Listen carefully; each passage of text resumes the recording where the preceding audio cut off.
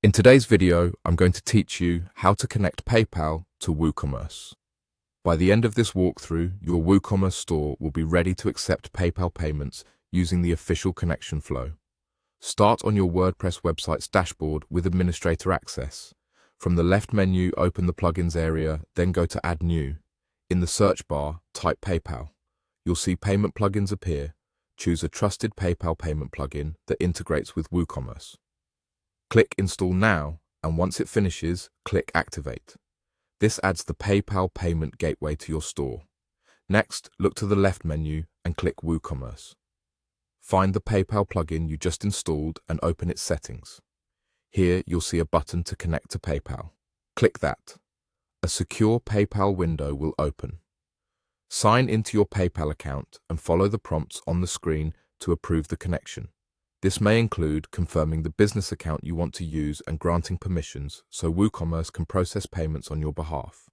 Keep your login details private and never display them on screen.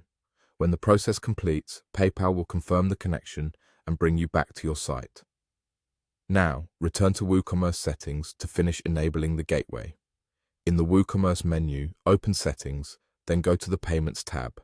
Locate PayPal in the list of available methods. Toggle it on to enable it and save your changes. If you don't see PayPal listed, double-check that the plugin is active and that the connection steps completed successfully. At this point, PayPal is connected and enabled on your store.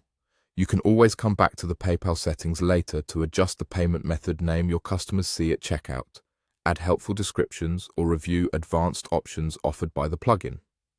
If your store uses a caching plugin or a performance service, clear the cache to make sure the checkout reflects your new payment option.